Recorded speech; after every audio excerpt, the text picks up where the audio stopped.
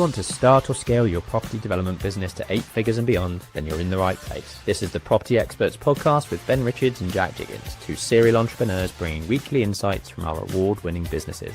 In these podcasts, you'll learn how we found, funded and delivered over £80 million worth of property in the last 6 years, with templates you can use, deal analysis and deep dive discussions that will help you build your businesses successfully. We hope you'll enjoy. Hello, happy Friday. I hope you're well. Thank you for tuning in. I would probably quite imagine you might be intoxicated with all the Christmas parties that we have, the penultimate week to Christmas. And it's time to think about not only what we're up to this week, but also we've got a big section on goal setting and what you've achieved for the year and looking forward. If you haven't watched this before, myself and Ben run multiple businesses in property and construction. Our aim is to deliver 1,000 homes to the value of £1 billion worth of property in the UK. Even in a Labour government, collaborating with trusted investors. Some say we're ambitious, transparent and creative. And thank you for tuning in. If you haven't followed us before, we run a development company and a few other businesses where we partner with investing partners on many different types of structure.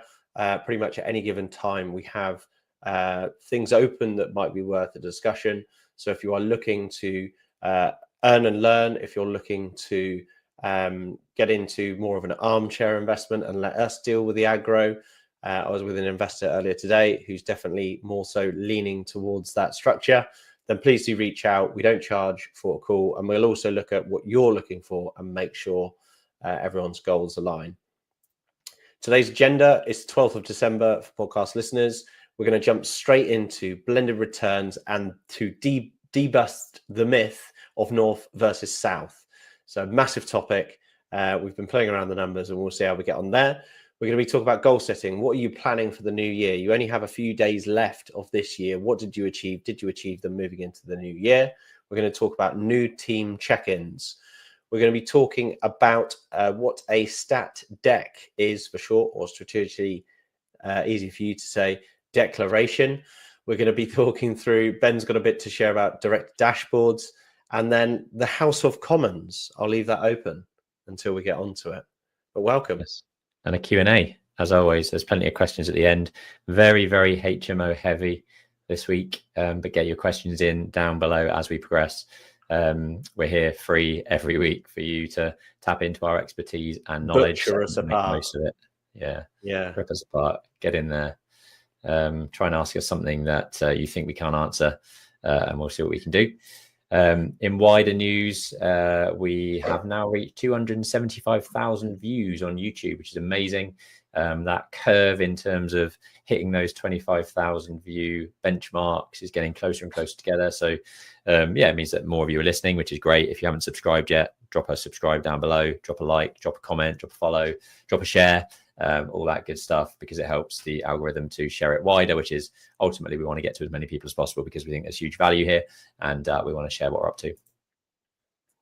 Cool. On to point number one, blended returns, North versus South, the big divide, which always is calls for heated debate in terms of returns and yield and capital appreciation, etc. So historically up in the North, you are likely to get bigger yields, but less capital appreciation. And in the South, it's flipped on its head. You're going to get a lower yield on a yearly basis, but realistically, you're going to get more capital appreciation as a general, historical view. So what does that mean in terms of numbers? What does that mean in terms of investments? We know a lot of people from down South that do go up to the North in search and in hunt of those higher double-digit yields is what they're sort of aiming for up North, the cheaper purchase power that you have up North, because everything's a lot cheaper, versus the South, where it's a lot more difficult to get into because of the values in the South compared to what it is in the North. So, Jack, do you want to say anything before we go on to sort of some of the figure breakdowns? It's just the big debate, isn't it? We own HMOs in the South. We know people that are very successful in the North. I know someone that's owned a flat in the North for 22 years and it's worth what it was when he bought it. Without looking too much into the data, you've got to think about returns, yield, capital appreciation. Obviously, Manchester and some areas like Liverpool, Birmingham have seen huge capital appreciation. So we're taking an extremely generalized approach here, and trying to just having a blanket rule rather than looking at infrastructure projects or funding projects, or, you know, places like Manchester that have soared and then will plateau. That's slightly different. We're just generally looking, because the amount of times I've been to an event and someone's like, well, I could just go up north and get double-digit yields, exactly like Ben said.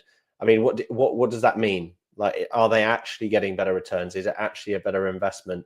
I've always been someone that if you can't make money in your backyard, then can you make it anywhere else is a sort of question. Affordability, Ben talks about, but what we're specifically looking at is returns. Like, we want to focus on the returns on capital, assuming that whether you're structuring a deal down here or up north, if you're in this as a commercial business, you're not going to have 150k that's your only expenditure that you can only put into a project, and that's that. So what you could potentially do is an interesting exercise for an unleveraged investment up north, or a leveraged investment down south, because your deposit might equal the value of a property. But we tried to generalize some sort of realisms into this, and let's look at the details. Sorry if your podcast listeners, there's a bit of numbers on the sheet. We're both, Ben and I, are both engineer personalities, so we couldn't not. You got to have the figures, which calls for joining us on YouTube, which is really the best platform to listen to these, because we do share a lot of stuff that is visual. You know, we're in property; it's a very visual industry, and there's always a lot of numbers. So that's something that's way better presented on screen. But either way, audio, video, we're going to run through it. Going to look at some high-level figures, like Jack said. This really is, we've done a quick kind of drop a pin up north. Have a look on Rightmove. What's the average value of a 3-bed house? What's the average rent of a 3-bed house? Same with the south, and we've broken down kind of value versus rent versus gross yield, looking at like a 5-year growth trajectory based on a similar 3% capital appreciation over that time frame. And in the north, you're looking at getting £150,000 house, 3-bed house. Your rent, I think, is 700 quid a month seems to be realistic. Whereas in the south, to get a 3-bedroom house, on average, 600 grand, about 27 grand a year rental income. That's sort of gross income. And similarly, looking at that 3% per year growth trajectory. So after 5 years, you've got a value up in the north that's 24 grand more at 174 grand. And down in the south, you've actually gained almost £100,000 on your £600,000 house, just purely with capital appreciation. So looking at that 5-year time horizon in terms of rent, in the north, you'd have a cumulative gross rental income of £45,000, whereas down in the south, you've got £143,000. So looking at the blended returns, which is really the sort of key thing that we wanted to share here, because yield is one thing, but really you want to be looking at the total returns over that time frame, and that total return needs to include the capital appreciation that you've baked into the project, or the growth, that the equity that is now in that property. If you sold the house in the south, you'd be selling it for 700 grand. If you sell that house in the north, you're selling it for 124 grand. So the real sort of blended returns over that 5-year time horizon are significantly more in the south. You've made yourself almost 240 grand in the south, whereas you made yourself 69 grand in the south. And I guess this comes back to ultimately you can buy 4 times the number of properties up in the north than you can in the south for the same amount of equity if it was unlevered, i.e. no mortgage. But it does show that, actually, this is one of the key things that people often miss out on. So return on investment is one thing, and that's like total return on investment. And it's pretty close, to be fair. 46% return on investment in the north, 40% return on investment on the south. And over a 5-year time horizon, the IRR, which is the internal rate of return, which is basically the ROI divided by the number of years that you're looking at it over, you've got 9.14% in the north, 7.9% in the south. So you're talking about 1% difference in terms of actual returns on a percentage basis. But the actual returns in terms of quantitative amount is, significantly more in the south, because you've got, much more capital appreciation and much more kind of rental income from a quantitative perspective. So that's the sort of unlevered amount. Not many people are going to be buying houses this way. They're not going to be buying cash, and that's sort of probably an unrealistic breakdown. So let's look at the levered breakdown. And this is purely, we're not talking about HMOs here. We're not talking about adding value at this point. It's literally like vanilla buy to let, what are the types of returns you can expect. I'm not going to run through all of the figures like we did in the previous slide, because that's just me spouting numbers basically. I'm just going to go down to the bottom line. And ultimately in the north, the IRR is 14.9%, and in the south it's 14.8%.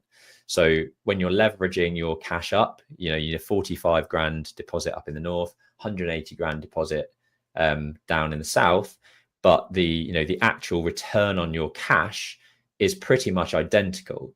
What is different is, again, going back to the actual quantitative amount of money that you have added, i.e. the total returns over that time frame. Up in the north, you've only added £34,000 to your deposit in terms of net returns, but down in the south, you are £134,000 in terms of quantitative amount of money that you would have made over that same time frame. So significantly more in terms of actual quantitative amount of money in your back pocket. So let's look at some of the pros and cons. Jack and I had a quick chat around these previously. If you're up in the north and when your boiler goes in the property and you have to spend £2,500 in replacing that boiler, for example, or there's a huge maintenance bill that you've got that was unexpected, to repair a little bit of a roof or chimney stack or repoint things, you're only making your net rent over those 5 years is about £10,000. So £2,000 a year in terms of you're basically wiping out a whole year's margin if a boiler goes wrong. Whereas in the south, you've got 38 grand over the 5-year time horizon to work with. So if you have to spend £2,500 on a new boiler, it's not really a sniff on the actual money that you're making quantitatively. So there's a real, for me, it's a massive pro to be down in the south. What we're very good at is adding square footage. Now, if you're adding square footage in the south, where your pound per square foot resale value is, for argument's sake, £500 per square foot, as opposed to up north, where it's potentially even less than £200 a square foot, you're not making any money on that extra square footage in the north, because that's how much it's going to cost you to build it. Whereas in the south, if you're building at £200 a square foot and it's worth £500 a square foot at the end, you're making 150% return on your money when you're spending that money extending the footprint and adding more square footage.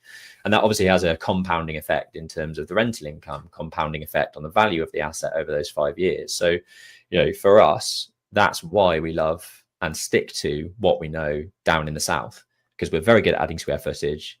We're adding huge amounts of value to the asset. We're getting that capital appreciation. We're still getting good rental levels. Yes, we need more money to inject from day one to achieve and buy those types of properties. But for us, the clear winner is stick to your patch, stick to what you know, stay down south, and let capital appreciation help you out. Yeah, a couple of points I wanted to go on to is another benefit for up north. If you're splitting, for example, 180k across 4 assets, is you're diluting the potential void rate. So if you have a tenant move out, you haven't got a mortgage that you've got to face. Without a tenant in situ, you might have 4 properties, 1 vacant, and then you've got to refill that potential property. So that's a benefit for spreading the risk. Ben's mentioned the boiler breaking. Another positive to, in my opinion, less transactions, same returns. I would much rather buy one 600 grand house with 180k in it than 4 or 5 individual ones, because it's 4 times the work, 4 times the legal battles, 4 times the lending requirements and getting the mortgage renewed, insurance renewed. The admin is a lot lighter. I'll also caveat, before we get any keyboard warriors on here, we haven't factored in any purchase costs. We haven't factored in any management fees, because we think that they're a relative percentage on the property amount typically. So we just try to keep it as simple as possible. But I think what this is completely summarized is essentially people want to go up north for yield, which we understand. But if you leverage that asset, not saying that everyone has to, or that's the right thing to do, but in our opinion, if you leverage, your return on cash is potentially matched in the south. Plus, you don't have to go up north. You have more control. I know investors that invest up north, and they're not very keen on always going up there and checking them, and it kind of gets a bit old quite soon. There's also areas, in my opinion, that aren't major cities that don't actually appreciate as well as the south. So one thing we haven't looked at is the spread of capital appreciation across different locations. And by general rule of thumb, if you take the average town and the average town up north and south, the average town down south will have better capital appreciation. So we've just shown that's on a percentage basis, right? So we've assumed in the north and the south, they've equally both increased by 3% per year over that 5-year time horizon. But you're saying Correct. It could be actually completely different. Yeah, so Abingdon, for an example, we've probably seen a minimum of 4% growth across that town. And as I mentioned, a friend of mine's got a place up north in one of the old coal mine villages, and it when he bought it 22 years ago, is worth exactly the same. So, I mean, that's almost impossible to have anywhere south of the sort of Midlands, just because it doesn't happen. So, yeah, there is pros and cons. I think it's a little, personally, my preference is always down the south because it's more convenient, more aggressive. You can kind of deliver what you want to deliver locally, and it's more, I mean, if you're going to do it up north, do it like Ryan and move up north, own that space. And he does get good yields on his buy-to-lets, but he's always adding value to them. So we're looking at vanilla, buy a property that's on the market, rent it out for market rate, and see what happens. This is what this analysis is showing. This isn't really our bag. I don't think we've ever done that, if I'm honest. So this definitely isn't our bag, but I think it does bust that myth that the returns are better up north. I think if you don't lever, then yeah, correct. You could get better returns up north, but marginal difference. I would much rather do it down south and get mortgages and do less. Yeah, let us know what you think. I think there'll be quite a big divide around this. Although maybe most of our listeners are down south, I actually don't know the sort of geographic spread of most people tuning in. So yeah, be interested to get your thoughts. Let us know down below. Are we talking out of our asses? Do you agree? Where's your patch? Let us know. Cool. Hopefully that's interesting for people. For those that are new, those sorts of things is what we'll dive into every now and again, just to kind of dispel a few myths or give our take on certain things in the industry. That's what this podcast is about. It's about looking at what we're up to across the businesses. Hopefully giving value to you guys in terms of helping you through challenges that maybe we've already gone through and gone through all the stress on your behalf. So you can basically follow what we say, and the mistakes that we made, not do them. But we would love you to rate this podcast on Spotify, on Apple Music, and all the podcast platforms that you listen to. We launch the audio version of this video podcast every Monday at 5 a.m. So listen to us on the way into the office on a Monday morning to find out all of the ins and outs of serial entrepreneurship, business ownership, property development, property investment, and everything in between. Cool. And just something, everyone's doing their sort of Spotify Wrapped. We've been looking at what our Property XPerts podcast has been doing for us over the last year. Our audience has increased by 260%. Thank you very much. The new audiences has increased by 901%, which means we're reaching new audiences and bringing new people in, which is amazing. And we've had 1,600 listening hours, which is crazy, actually. Top countries, obviously the UK, Ireland second, and then we've got some people tuning in from Hong Kong, United States, Turkey, and Turkey's and Hong Kong, actually, isn't it? Yeah, Hong Kong's out there as well. I mean, we'd love to be speaking to more people over in Hong Kong that want to invest in UK real estate. I know that's quite a hot topic, actually. So yeah, if you're listening to this, want to invest in UK real estate, get in touch. Our show was in the top 10% of videos on Spotify, which is pretty cool. Goal setting for the new year. Yeah, so next week we're going to be talking about our highlights, highs and lows of the year. Ben and I are going to have a bit of quiz fun, but I thought that now is a good time, if you are getting the opportunity to think about winding down for the new year or starting to think about what the new year looks like. We only have a few days left of 2025. And quite frankly, from the sort of 23rd, not really a lot's, well, nothing's going to happen, frankly, for as far as business, unless you work in a retail business or run nightclubs. So it's a good time to start thinking about strategy, focus, and we have actually already sort of delivered back in 2023 and 2024 goal setting. So I'm going to give you a bit of a run through today on one, how you can effectively set goals, two, what we're hoping for as a goal across each business for next year. And I just want to plant the seed. And then what I'd highly recommend is to go back to one of these episodes, watch them both, make sure you really fine tune that goal, because it's, it's what's the phrase? Piss poor planning equals piss poor performance. Correct, something like that. But if you don't have your sort of North Star, if you don't have your focus, if you don't have your high beams on focusing in the right direction, you will lose traction. The wheels will spin. Speaking from sort of my vertical in our business, a lot of people are say to me, I don't know how you find the projects, and it's just because the focus on what we need in our business, it kind of oozes out of we're so accurate in knowing our growth strategy and what projects we need to be buying, that we're not wasting time on others. And that lack of wasting time on others really allows you to double down on the ones that you're looking for. And that kind of is volume in, family, gym, whatever it may be. This is kind of every purpose all fits for all your goals. And a lot of our mentees or people in the boardroom, they also have a service-based business and want to maybe do more property and development, or they might be in a full-time job and they want to do more property and development. And you can set goals in both. You can set a service-based business target on the same sheet as a asset growth business on the same sheet. So you can kind of encompass whatever your goal strategy and focus is. Typically, I would always recommend a 3 or a 5 year goal plan. Because in year one, you don't achieve typically as much as you want. It's not a linear growth. Like the hockey stick effect is you typically feel like you're getting nowhere for a year or two.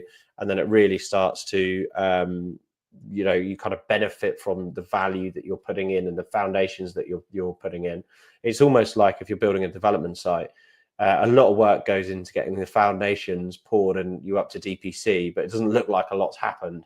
That's like the first early years in business or goals. And then beyond that, you then start to see things going up and things taking place. So super, super important. Ben and I have sort of created our own template, really, which has kind of been pulled and utilized off multiple different growth strategy courses that we've done, mentors that we've had, programs that we've done. And we've kind of adapted this over a series amount of time. And what it always focuses on is there's kind of the initial strategy on a page, which we short phrase SOAP, which is washing your goals together, which is kind of like the blue sky thinking. This is the wishy-washy stuff that you think about. So you kind of pitch in your mind 1, 3, 5 year plan. I would recommend a 3 or 5 year plan and then reverse engineer it, rather than focusing on a 1 year plan, because then you kind of get a little bit lost in the weeds. If you say I want a house by the end of the year, if you want 5 by the end of 5 years or 10 by the end of 10 years, you may be able to build a slightly different trajectory into that pipeline. But as far as the strategy on a page goes, it's kind of like, it's almost like if you could wave a magic wand and picture yourself in that sort of 3 or 5 year term. Your vision is your finance, your team, your operations, your marketing, your leadership. Then we go around purpose. Purpose is super important because it looks at passion.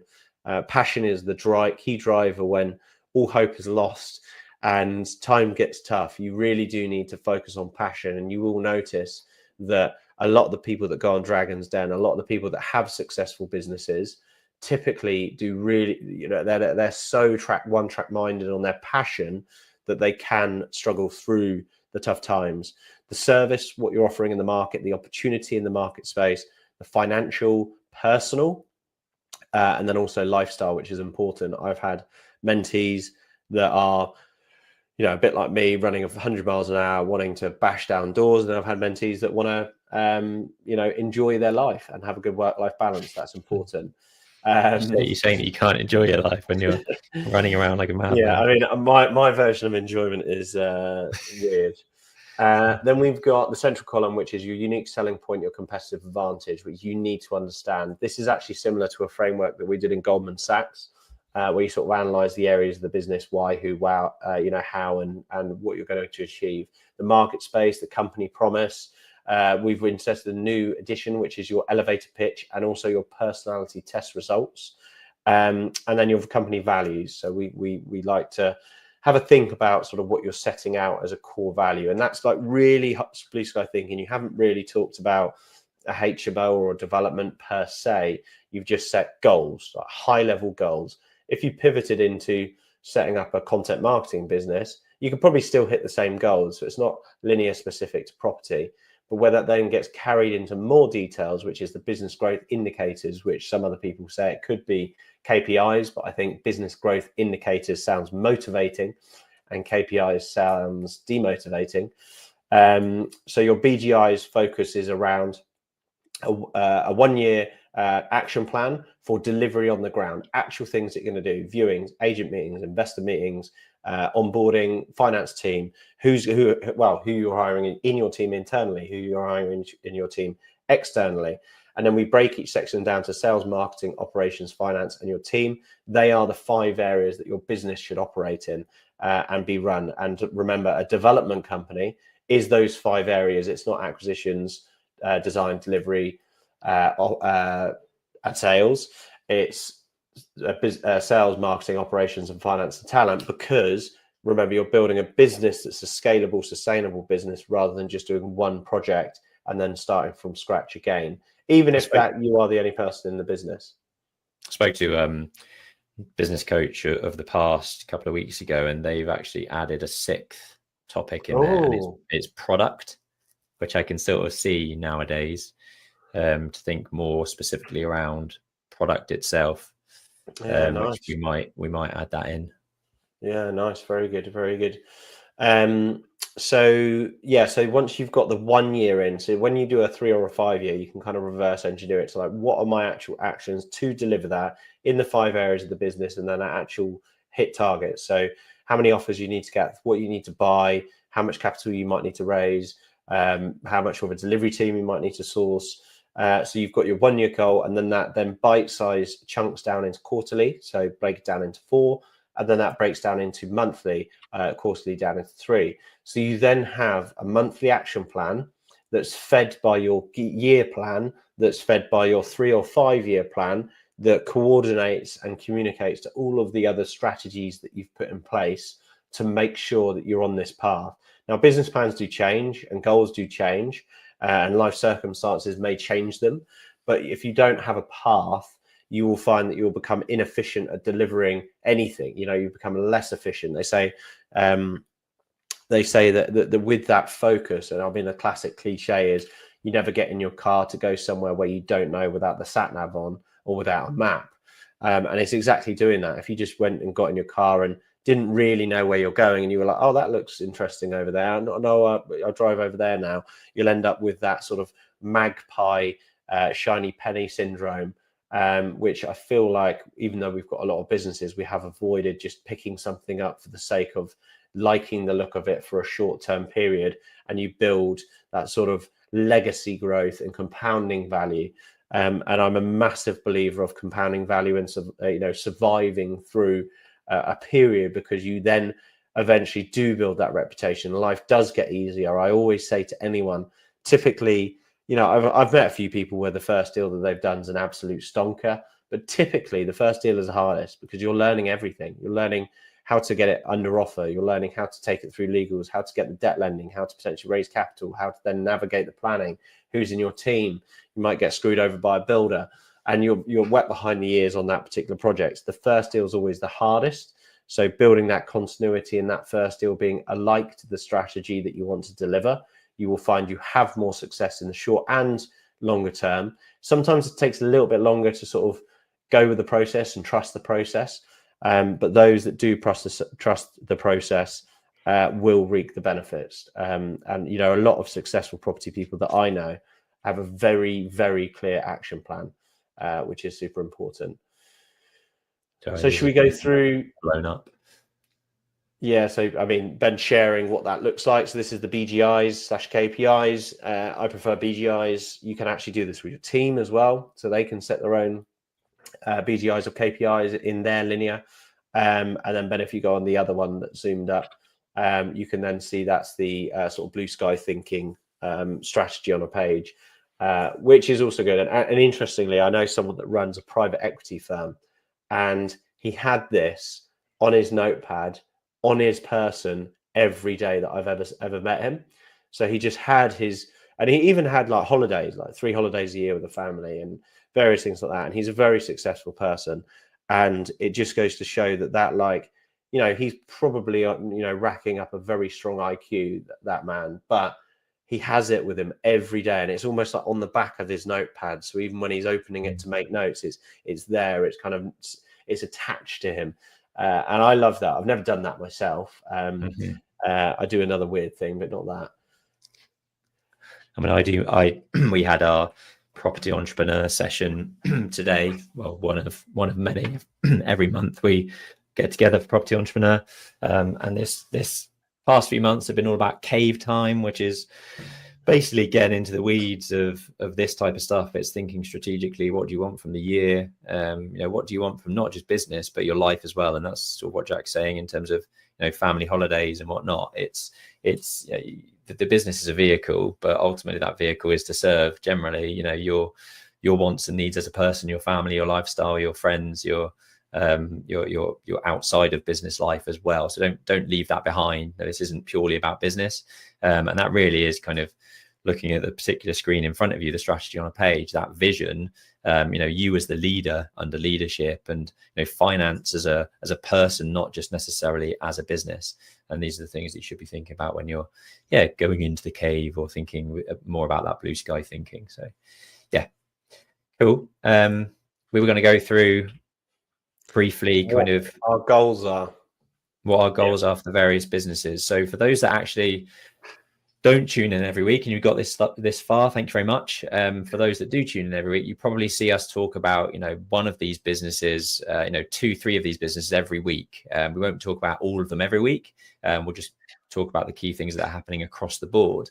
But we run numerous businesses. So we have XP Surveys, which is a measured building and topographical survey business, which we started 5 years ago. I've been running Aura Architecture and Interiors now for almost 8.5 years, I think.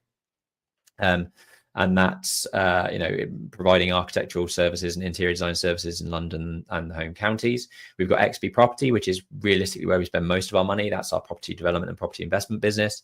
And then Jack runs Central Suites, which is a HMO management, lettings and portfolio building company in Oxfordshire and surrounding areas. And then we've got Aparo Social, which is a social housing portfolio that we started 5 years ago.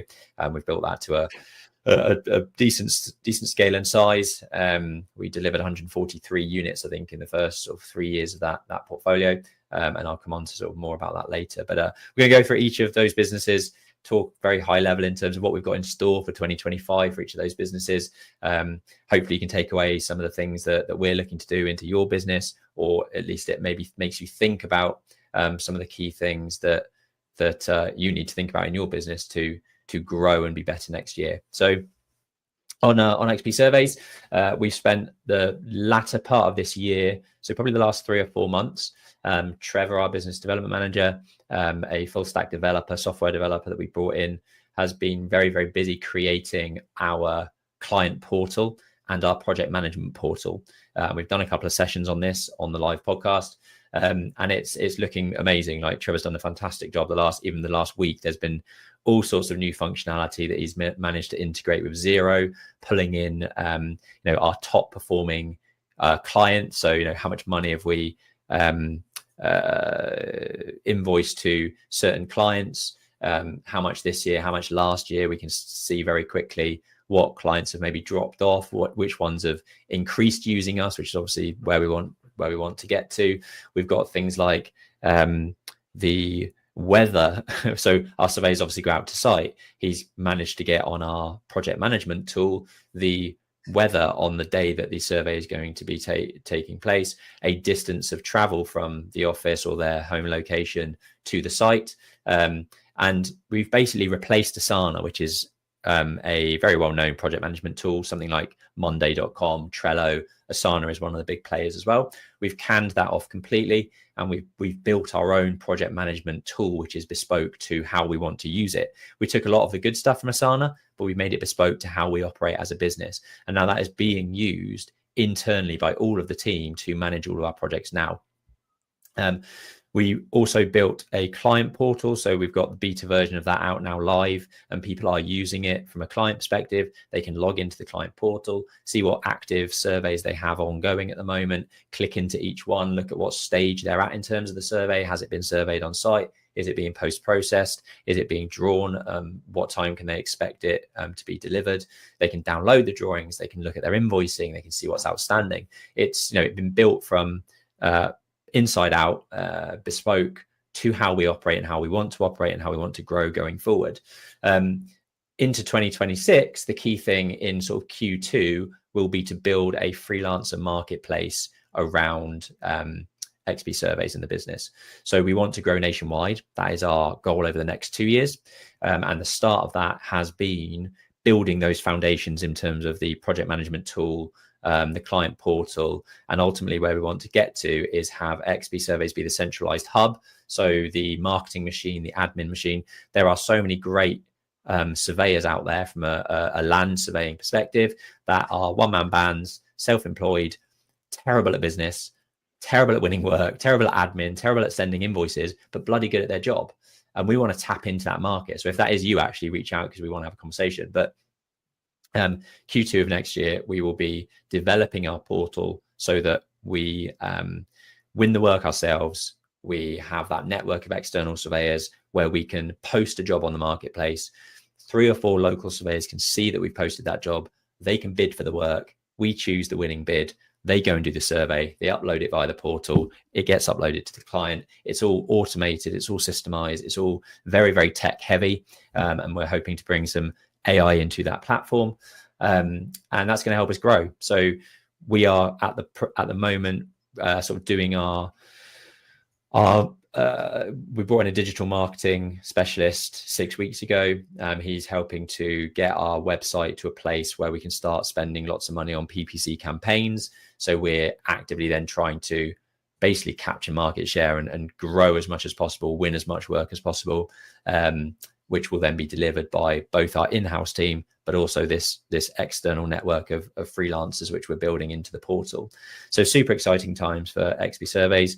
2026, we hope, will be our biggest growth year to date. I think we're currently doing somewhere between like 450 and 500 grand revenue. And we really hope to push that on to, 8-9 million pounds over the next 12 to 18 months. And the portal's going to help us kind of do that. 900 to a million. 900 million. That's 200 grand spread. Well, the way you said it was like 8, 9, 10 million. Yeah, sorry, didn't mean 10 million, meant 1 million. But yeah, it's a business that has huge amounts of scalability. I think out of all the businesses that we run, like this is the one I think that's got that scalability. It's got that tech-based platform, and yeah, super exciting. Anything I've missed? I think that's pretty thorough. I think I'm going to be shorter on mine.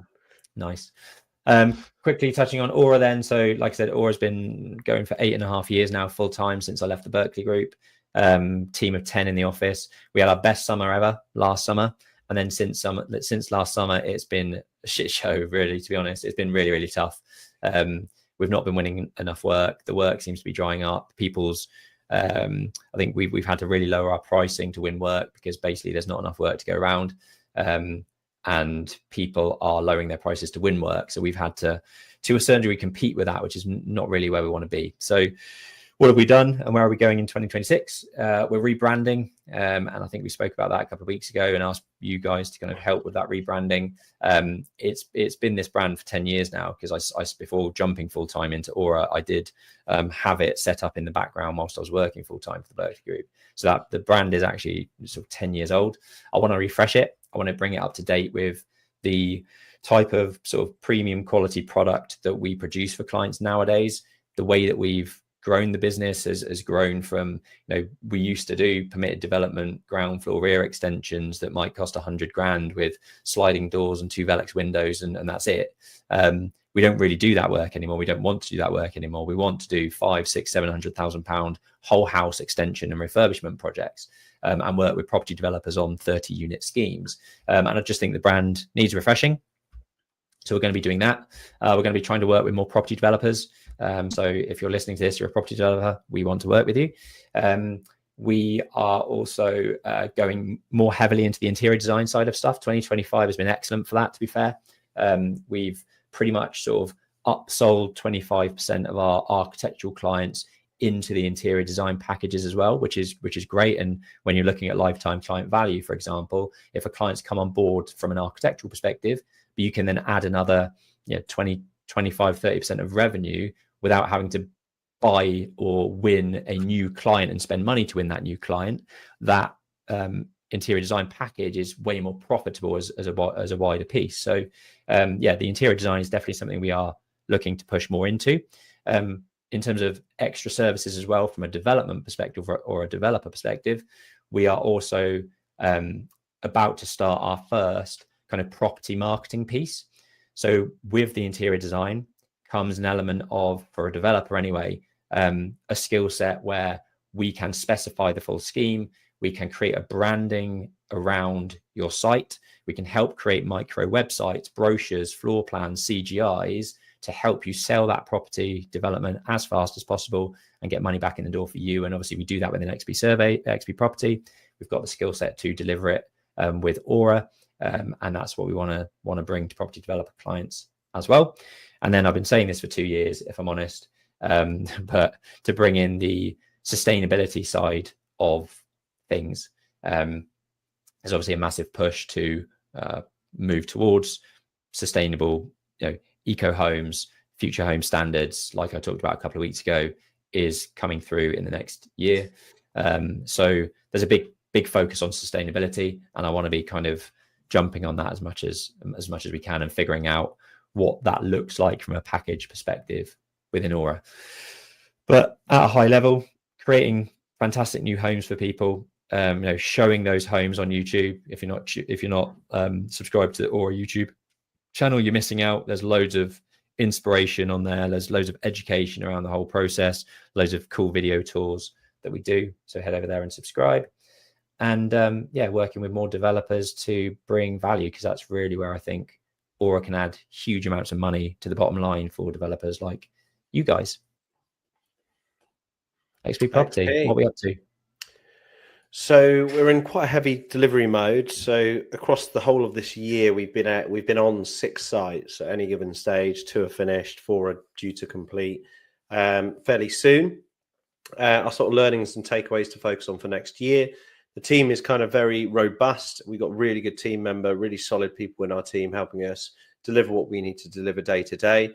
What we would like to do is still continue with typically PD schemes. We're open to new build. We're hopefully going to secure more land deals to take through planning to benefit from the planning uplift on land. So much more of the same. I think we're more focusing on sort of circa 5 million GDV conversions, but capping out at probably about 15 million. So doing slightly larger PD schemes where there's more meat on the bone to get stuck into. But we also like the model of part sell and part hold. And when that part hold of a development is hold, to cluster HMO or integrate some HMOs into that space. We've got a few other things bubbling away in the background, including more around the funding and watch this space. We may be able to release some of that in the new year and hopefully work with new people from an investment perspective. But hopefully much more of the same. Obviously, all of our other stuff. So we run our boardroom. We still do one-to-one mentoring. which is really popular actually, especially around goal setting. People just want to sort of be held accountable. And we'll also do all of our normal team stuff like charity event, etc. So yeah, excited for next year. Aparo. So was I going to do this or you? You can crack on. All good. So Aparo Social is our social housing portfolio. We've still got contacts of mandated RP. Well, we've got registered providers that are keen to do business with us. So we've got scope to grow. We've also obviously got our existing portfolio, which we're either looking to sell or recapitalize. We're kind of flexible. If we do recapitalize, we've got the potential to grow that portfolio. So we're basically looking for a funding partner in the social housing space. And we're there to drive the deals, strike the leases, add the value, and stabilize the assets. We do have quite a few. We do have some interesting conversations progressing already. So we are looking to sort of, I don't know, count our chickens and pick a partner. But yeah, that's basically where we're going with that existing portfolio. So either growth or exit. We're fairly flexible. It's quite easy for us to do because the stock is actually kind of almost similar to our development stuff blended with our HMO stuff. So we're very, I suppose, multidisciplinary to pull that all together. And our stock's won awards. So people have been keen to see what they could do with us. Nice. Next one, CSL. Cool. Suites. So Central Suites is a lettings management and HMO business I run with my brother. We typically buy, build and develop HMOs. We also do something called portfolio building, which is where we co-own the portfolio with an investor, which has been really in high demand, almost in too much high demand that we're sort of resourcing to deliver on that. But yeah, we'll be delivering HMOs. We like delivering also flips. The beauty of the nature and so we're very active purely in Oxfordshire. And if we're looking at a house, it could either be a flip or a HMO. So we can even pivot depending on the price point, rentability, conversion costs, etc., to have more than one exit, which is really useful. Quite like mixed use stuff. So retail, high street and flat above that we might increase the value to a HMO. But we're going to be doing much more of the same. I feel like currently we've got a couple of interns that have come in and helped. They've been amazing. But I really feel like we need a project lead, which will probably be my brother, and to really focus on systemizing each area of the business, because the lettings is forever learning and growing and improving. But we haven't really had anything other than directorship management, other in the deal finding, delivery, acquisitions, like planning and design, and delivery as well. So it would, we're quite a small outfit. But yeah, it's good fun because projects are super quick. We can be in and out of a project within a year, which is always nice. Good for the mind. That would be lovely. Cool. Yesterday we had XP boardroom Christmas dinner for those that could make it. Some happy smiley faces on the table there down in Clapham. We all met in the Aura office. So with our boardroom, we meet every quarter face to face, and then in between it's live, Zoom calls to run through the things that we just discussed earlier, right? In terms of like goal setting, keeping people accountable, what's happened in the previous month, what did you say you were going to do, have you done it, if not, why not, holding people accountable to that, and then setting goals for the following month to kind of help their businesses grow into the next phases. And we are going to be pushing this massively in the new year, by the way, and we want to fill the room, we want to fill another room. We get huge amounts of value from this because we're still learning from everyone else involved, and we get to share our knowledge, we get to share our expertise, our network, and also the sort of deal clinics that we run where people bring deals to the group to discuss. I just find there's so much to unpick, and creative sort of juices flowing to think of ways in which you can add value, structure it differently, think about the design, think about the pitfalls and the risks for the people bringing it to the table. It's a great platform for people that want to scale their businesses over the next couple of years. If you've already got a number of HMOs, you want to get into small commercial conversions, or take that step up to sort of £1 to £5 million GDV type schemes, this is definitely the place for you. You know, if you are an architect, if you're a property, if you're a project manager, if you're a construction company that has already some skill set in the space, but want to also kind of jump into property development yourself, this is also a fantastic place to be, because you've got the skill set. You just need some direction from people that have been there, done that in the property development space like us, to help guide you through to, to success. So if you're interested in that, comment boardroom down below. We will be, like I say, in January, really pushing this, and you'll probably start to see us across social media if you follow us, because we find it one of the most valuable things that we do for both us and the people in the room, to be honest. It's huge. So yeah, we're looking forward to growing that further in 2026. Cool. 50 minutes in and we're on point 3. We've blabbered on for the first 2 points, but we'll be quick on these ones. We had a guy called Alistair join XP Surveys last week. A week ago. I think what's often overlooked, especially when you're sort of a busy director and you've got, we've got 30 people in amongst the businesses now. And it's difficult to kind of keep tabs on new starters. So we do try to make sure that, the first week, certainly there's a phone call at the end of that first week to check in, making sure that everything's okay, settling in okay, initial thoughts, how does it differ from your previous place? What have you enjoyed? What have you not enjoyed? Just really kind of having that kind of personal touch from the director to the new employee to make sure that, they're off on the right foot, because it's, time goes fast, and normally you get like a 3-month probation for new employees. And that's actually not a huge amount of time to kind of both test them to see if they are right fit for the business, and also make sure that they're, they want to work for the business and they like it and they're enjoying it and they're doing what they should be doing, having clear direction from the people around them and the management. So yeah, just a note to say, get regular check-ins with new employees within that first 3-month probation period, because what you don't want to do is basically get to your 3-month review period, not had any check-ins in that interim time frame. You're not informed in terms of how good that person is or what the issues may be, and if there are issues, you definitely would have wanted to jump on them sooner than 3 months. So yeah, check in with your new team members regularly.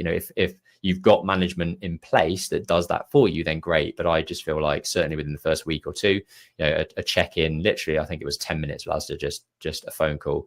And that's enough really, just to sort of, one, show you care also, but really just sort of make sure that they're getting their feet under the table, and are being given all the things that they need to succeed in the role that they're in. Cool. Point number 4, statutory declarations. What are they? You will come across these in property, no doubt. They're also known as an affidavit if you're American, but a statutory declaration, however you want to say it. Ultimately, what they are is, and I'll give you an example. We have bought a commercial property in the past.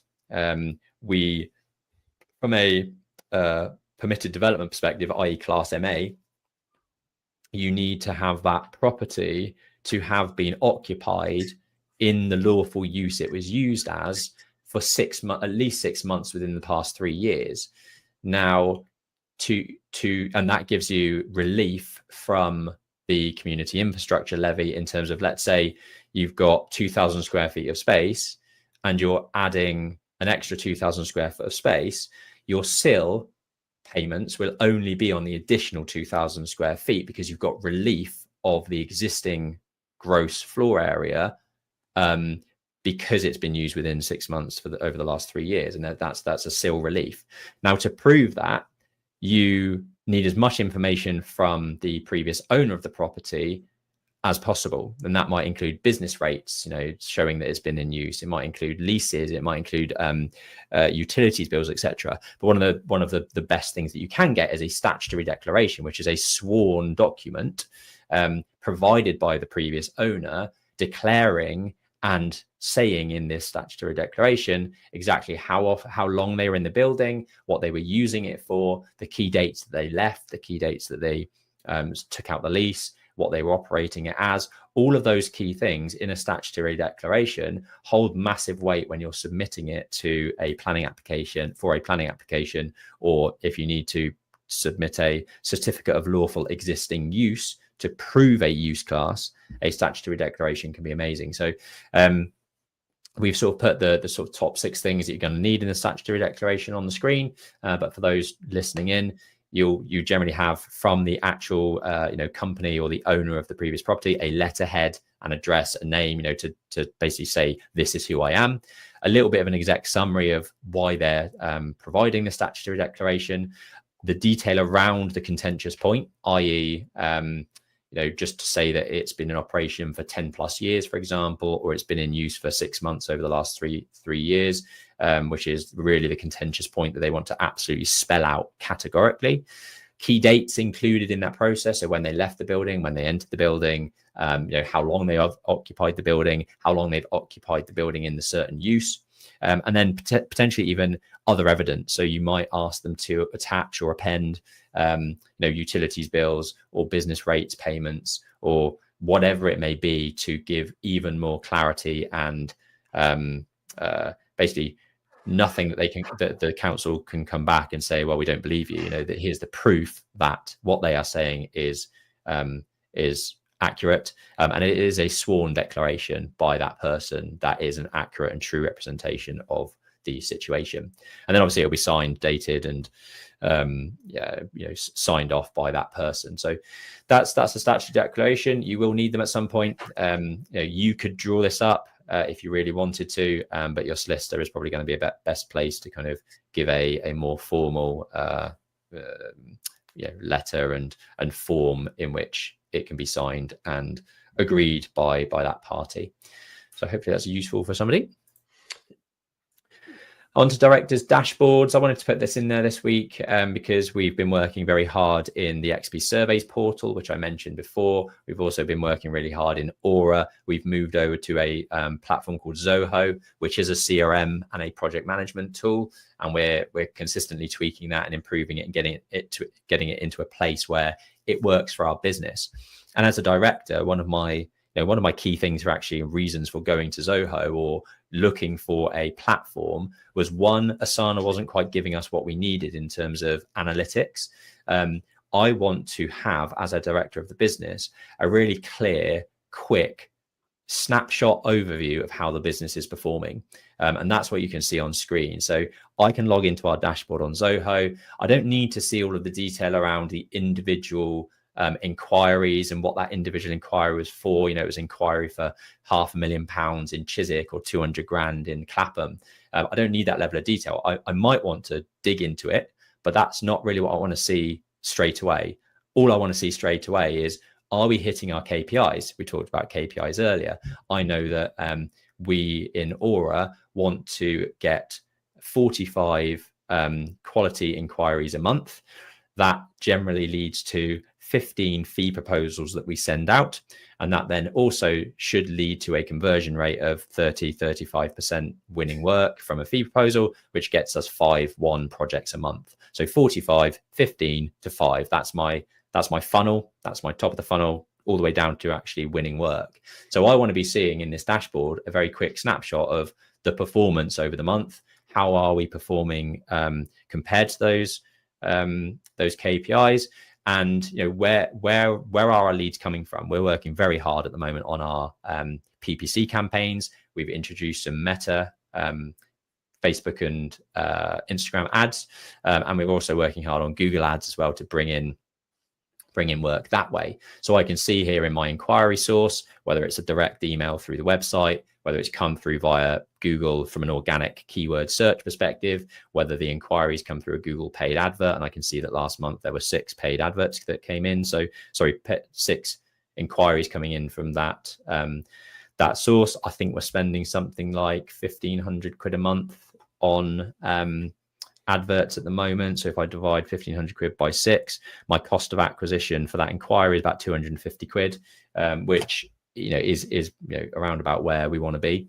And yeah, it's just a very, very quick snapshot of how the business is performing. And as a director, where I have very, very limited time, I need to see that very quickly. in a dashboard like this. And I would implore every business owner to have some form of high level overview that can track your KPIs, track the key things that help your business move in the right direction, so that you can spot issues very easily, and jump in to kind of understand, why maybe are we not getting the inquiry levels that we need? Why aren't we sending out as many fee proposals as we should be doing? These are really quick snapshot things that I can look at from this dashboard and feedback to the team. Cool. And you've been in the House of Commons. Yes, the government relies on my opinion. No, I had the pleasure of heading to the Goldman Sachs Business Growth Program, which I enrolled in last year and graduated in, held their 15th year anniversary, which was good fun. Pretty crazy place to be, actually, the House of Commons. Like, obviously the building is kind of like smack between Big Ben and Westminster Abbey. Obviously the building's like crazy, like going into the buildings is absolutely crazy. There was also plaques on the like the main hall that you walk into. There's plaques on the floor. So one, it's not actually on the image here, but it says Winston Churchill lay in state here from the 7th of January until his burial at Bladen on the 13th of January 1965. And then there's also plaques for royal family and various different things, which is pretty cool. But what I found really interesting is I didn't realize that it's basically almost like a conference center. The amount of dinners and chatting and, every different room, there's hundreds of rooms and they're all full of people having meals, chatting about various different things. And you might have different rooms for different things, which I found super interesting. Just sort of pull back the curtain and have a look.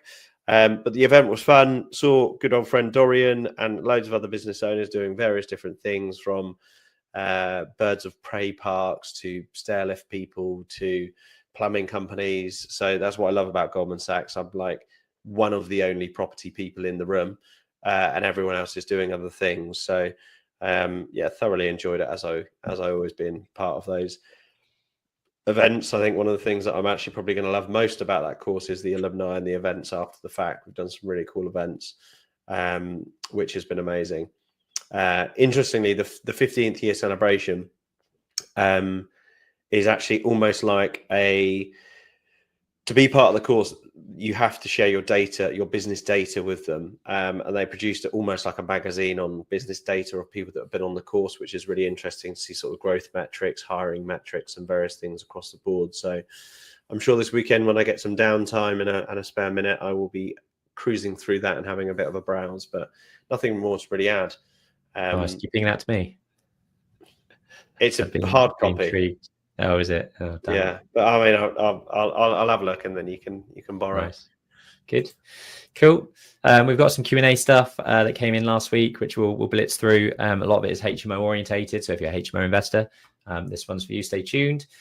First question is, how can you mitigate the builder going over budget and taking longer than expected on HMO sized projects? I know on bigger projects there is monitoring, survey, and liquidated damages, etc. Any tips?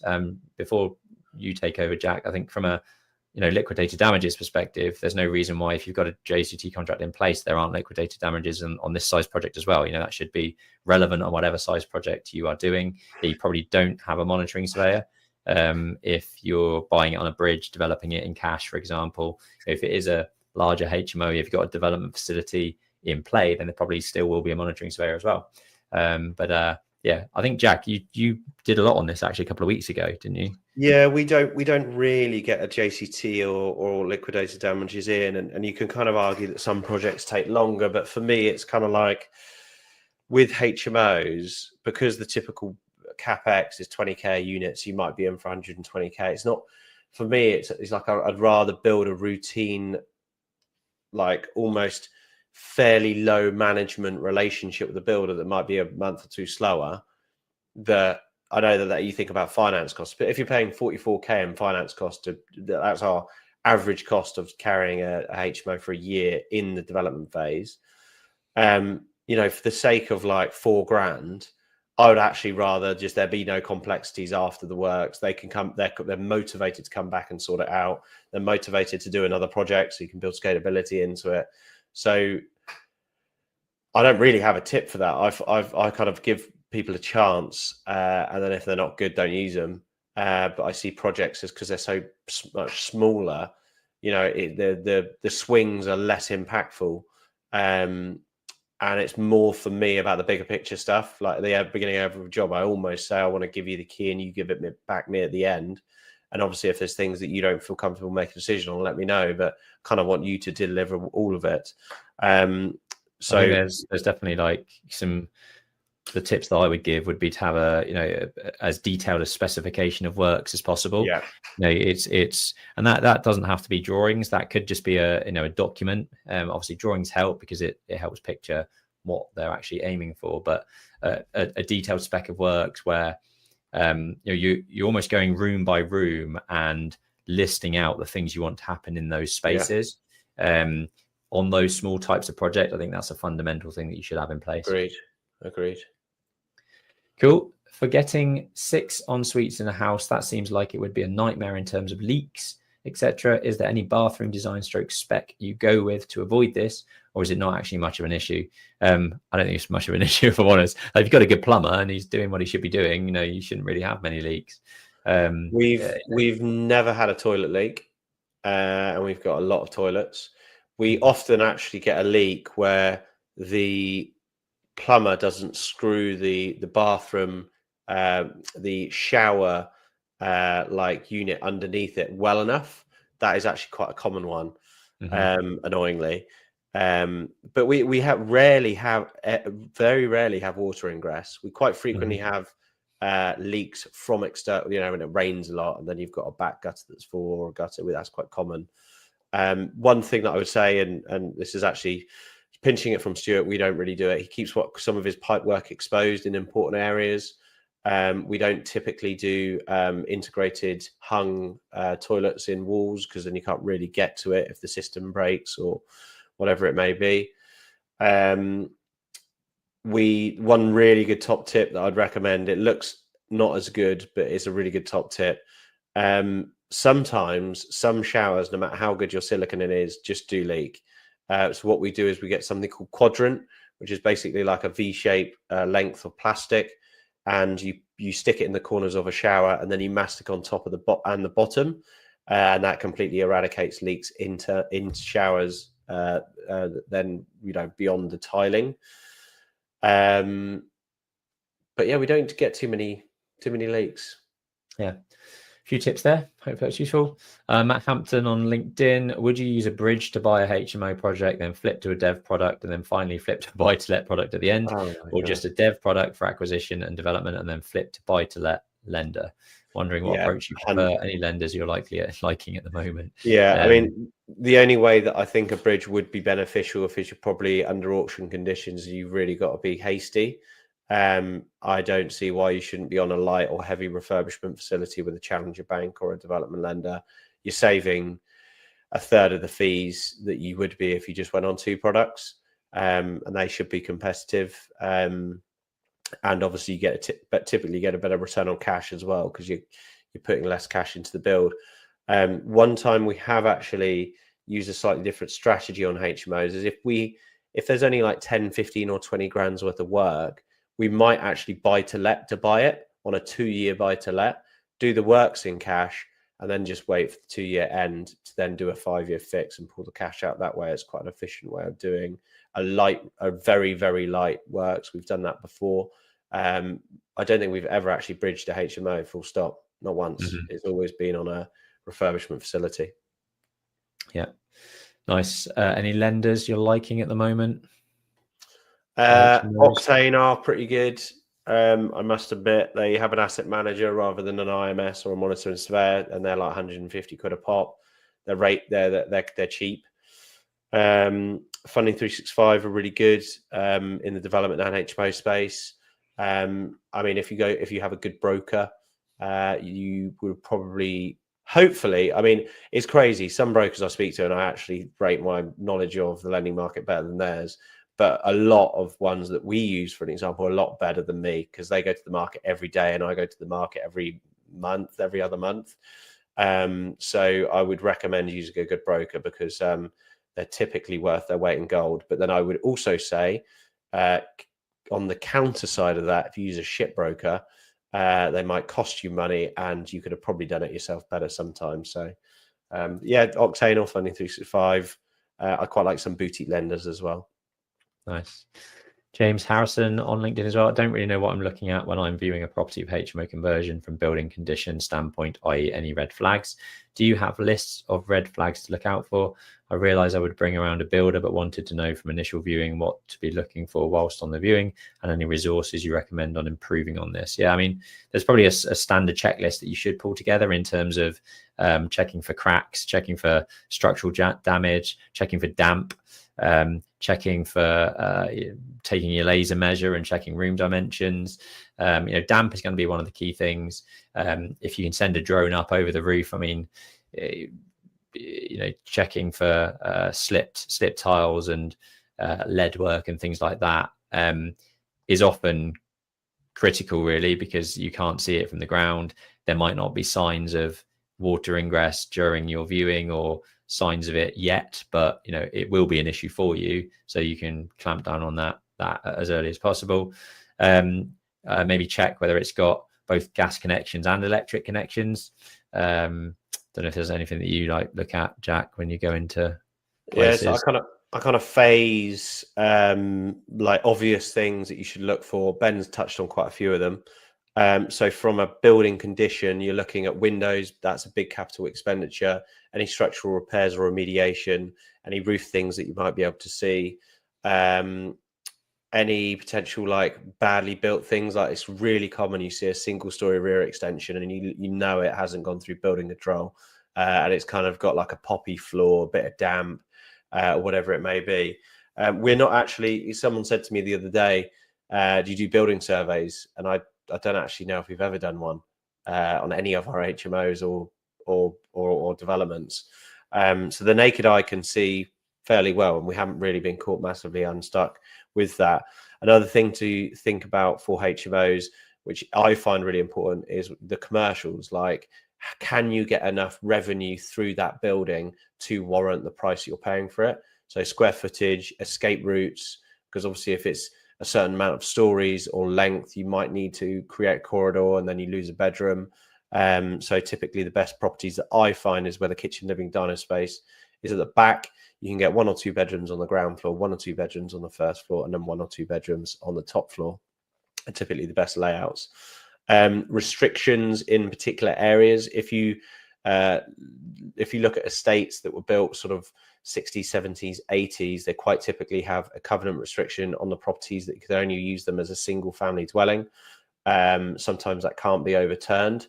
But a lot of these things, think about what's in front of you and what you can see, phase it, get the thing under offer, and then, look at things that you can't see. Like Ben said, invest in getting a drone survey over it. Maybe if it's your first project, it would be a good idea to do a building survey. But the reason I don't do a building survey is because I was born on a building site. But if you are a layman to that, it probably is good to get third-party advice. If I see a structural issue, I wouldn't be able to comment on how to, amend that. And what you have to remember is, if you get something under offer and then you discover something that was after the fact, there's no reason that you should wear that as a cost or an inconvenience. Nice. Cool. Well, I think this might be the longest episode that we've done in a long time. But yeah, if you've enjoyed it, please make sure you're liking it down below. We've still got 15 more topics, haven't we? Subscribing it, yeah, for next week.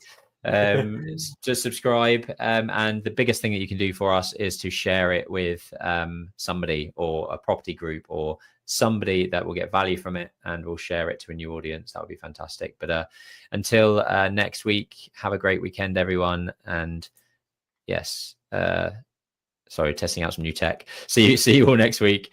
And yeah, speak to you. Bye.